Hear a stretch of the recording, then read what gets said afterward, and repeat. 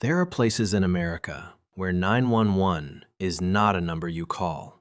It's a number you think about while you wait for a plane that may not come, on a road that may not open, in a storm that doesn't care what you need. The emergency system that the rest of the country takes for granted simply does not reach these places. Not because nobody built it, because the geography won the argument.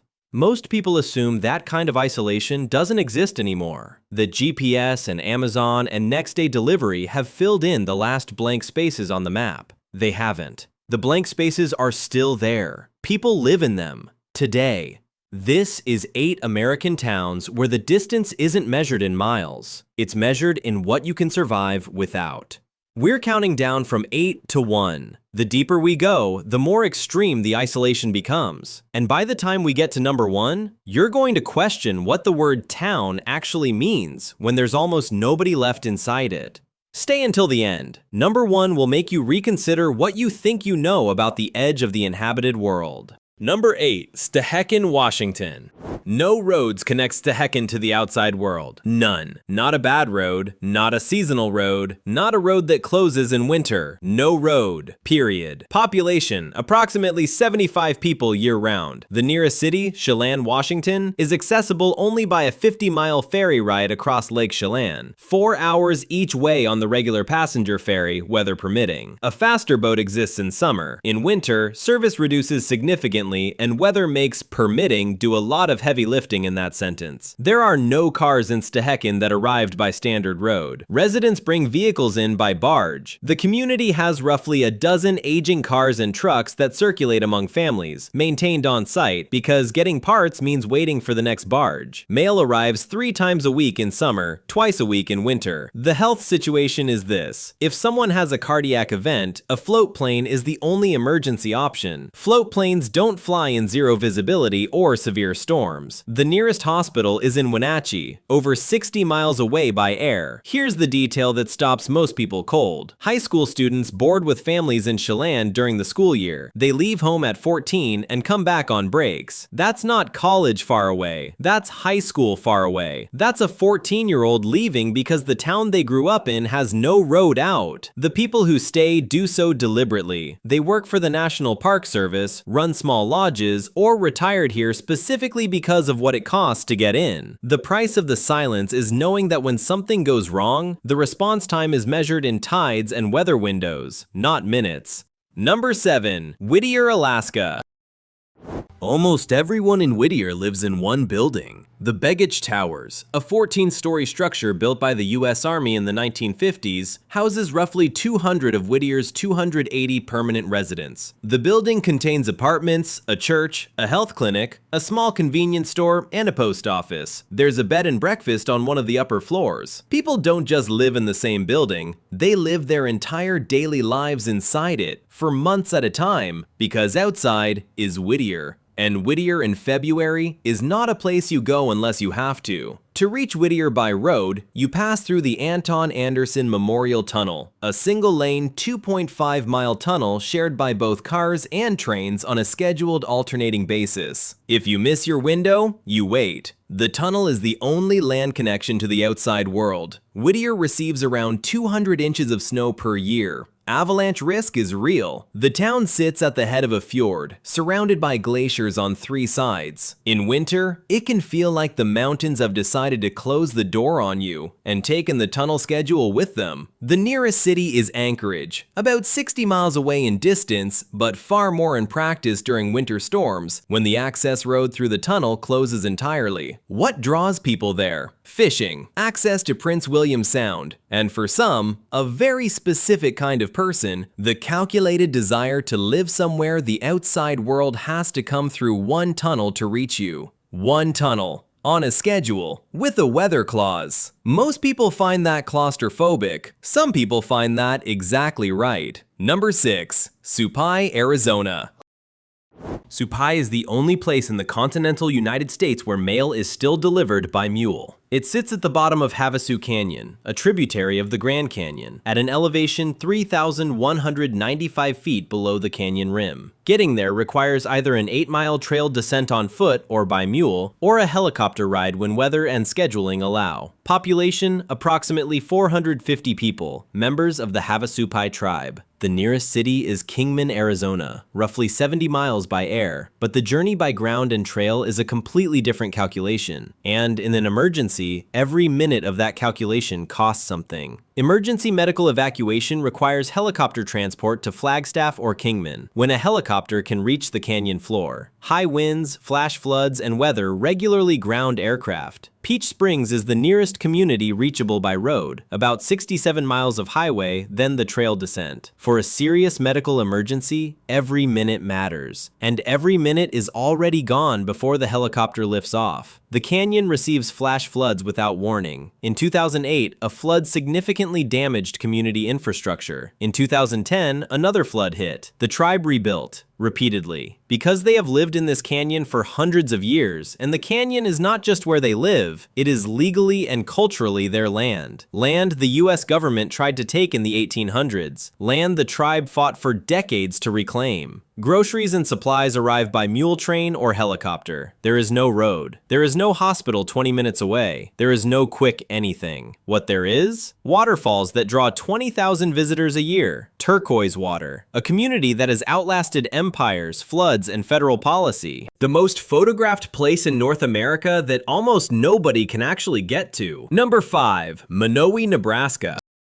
Population of Monowi, Nebraska is one person, one full-time resident, a woman in her 80s who is simultaneously the mayor, the clerk, the treasurer, the bartender, and the librarian of an entire municipality. She applies for her own liquor license. She approves her own tax grants. She pays taxes to herself, administratively speaking, to maintain the town's streetlights. Her husband, who helped run the town's tavern for decades, passed away in the early 2000s. She has kept Monowi running since then, alone. The library her husband built to house his personal book collection contains over 5,000 volumes. It sits next to the tavern. The tavern still operates. Travelers come specifically to drink there, to have a conversation, to say they visited the smallest incorporated municipality in the United States. The nearest hospital is in O'Neill, Nebraska, about 25 miles away. The nearest city of meaningful size is Norfolk, roughly 60 miles. At its peak in 1930, Monowi had over 150 residents. Then agriculture mechanized. Young people left. The population didn't collapse all at once. It drained out over 6 decades, one family at a time, until only one remained. She stayed. She keeps the lights on, literally. If she leaves or passes away, Monowi ceases to exist as an incorporated town. The entire legal identity of a community rests on one person's decision to stay. That's not isolation as geography. That's isolation as will. And it raises a question most people don't want to sit with. At what point does a town stop being a town? And who gets to decide? Number 4. Pelican, Alaska.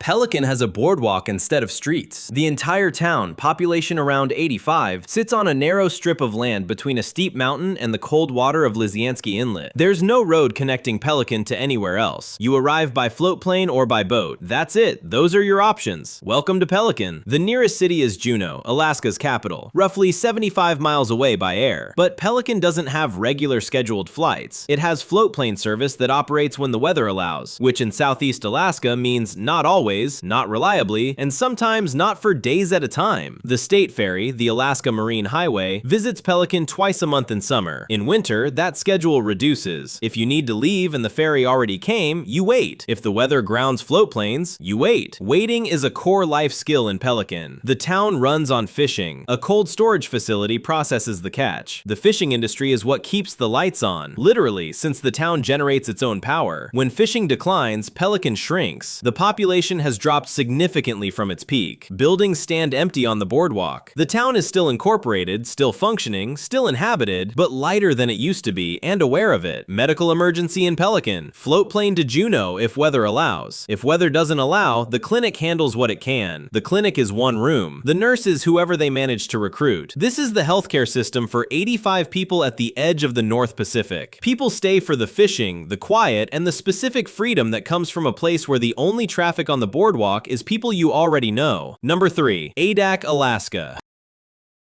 Adak sits in the middle of the Aleutian Island chain, 1,200 miles from Anchorage, 300 miles from the nearest town. The Bering Sea to the north, the North Pacific to the south. The wind doesn't stop. It averages 20 miles per hour year-round, with frequent gusts well above 60. Current population, approximately 70 to 90 people, depending on the season. At its peak, Adak was a U.S. Navy base with over 6,000 residents, a bowling alley, a movie theater, a bank, a school system, a hospital. The Navy left in 1997. Almost everyone followed. What remained was the infrastructure of a small city, slowly being reclaimed by weather and time. There are no roads leaving Adak because there's nowhere else on the island to go. The only flight service operates seasonally and is frequently canceled due to weather. In winter, some weeks see 0 viable flying days. If you have a medical emergency in Adak, you wait. You wait for weather. You wait for a medevac flight that may not come for 24 to 48 hours. The nearest hospital with surgical capacity is in Anchorage, and getting there requires a plane that can land in conditions that often prevent any plane from landing. People stay for crab fishing. Commercial fishing in the Bering Sea generates serious income for those willing to live inside the conditions required to access it. The processing plant employs a rotating population of seasonal workers. The abandoned Navy buildings are still there, housing with broken windows, hangars, a runway. The ghost of a city that held 6,000 people, now accommodating fewer than 100. Walk through parts of Adak and you'd have the uncomfortable sense that the civilization didn't leave. It just stopped. Number 2. Utqiagvik, Alaska.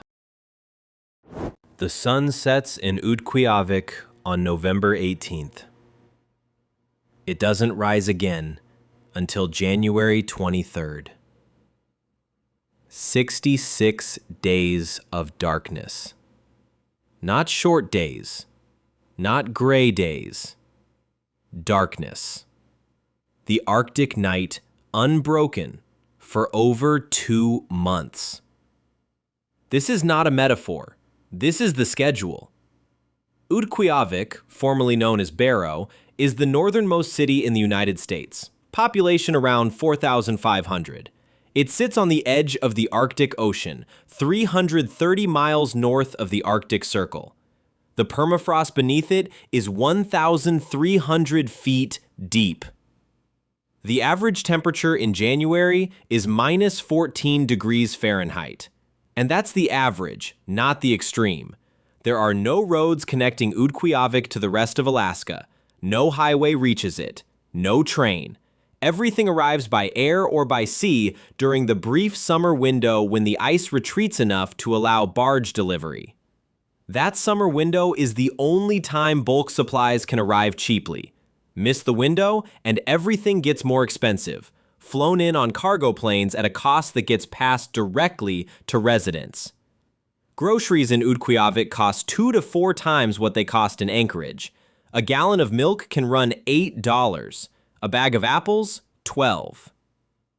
The isolation isn't just geographic, it's economic, and it compounds every week, every season, every year. The Inupiat people have lived on this land for over 1,500 years. They built a civilization in a place where the rest of the world assumed civilization was impossible.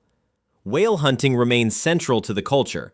Bowhead whales, hunted in the traditional way, providing food for the community in a place where the food chain requires that kind of directness. The hospital in Utqiagvik is the Alaska Native Medical Center's northern outpost. It handles what it can. Serious cases get airlifted to Anchorage, 800 miles south, when the weather cooperates. When it doesn't, serious becomes critical before anything moves. 66 days of darkness. Then 66 days of continuous light in summer, when the sun doesn't set at all. The human body adapts. The community adapts. It has been adapting for over 1,000 years. That's not a small thing. That's everything. Number 1. Coldfoot, Alaska. Population, approximately 10 to 15 year-round residents. 10 to 15 people. Coldfoot sits 60 miles north of the Arctic Circle on the Dalton Highway, the road that stretches to Prudhoe Bay and the oil fields. There's a truck stop, a small airstrip, a visitor center. That's essentially it. That's the entire town. Not the center of the town. The town. In January 1989, Coldfoot recorded minus 82 degrees Fahrenheit, the lowest temperature ever officially recorded in Alaska, one of the lowest in North American recorded history. The kind of cold where exposed skin freezes in under a minute, where diesel fuel gels in the tank, where the question isn't whether conditions are dangerous, the question is how fast. The Dalton Highway is not a normal road. Gravel for long stretches, no services for hundreds of miles at a time. Trucks hauling supplies to the oil fields use it year-round, and the drivers treat it with the specific respect you develop when you understand what happens if something goes wrong out there. No guardrails in most sections, ice fog in winter, visibility near zero. The Brooks Range to the north, vast, indifferent, and not interested in your timeline. If you live in Coldfoot and need a hospital, Fairbanks is your destination, 250 miles away, in conditions that can make driving actively dangerous. A medevac flight, if weather allows, is faster. Weather in Coldfoot in February does not always allow. Why does anyone live there? The truck stop serves Dalton Highway drivers and provides some employment. The airstrip supports bush plane operations into the Arctic interior. Hunting and subsistence living are part of the structure of daily life. And some people, a very specific kind of person, choose the absolute edge of the inhabited world because everything south of it started feeling too crowded. There are people in Coldfoot who go months without seeing more than a handful of faces. Months of darkness in winter, the sun below the horizon for weeks at a time. Then months of continuous daylight in summer. The schedule inverts. The sense of time changes. What doesn't change is the distance, the cold, the silence.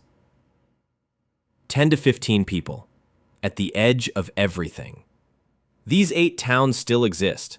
Real people live in them today.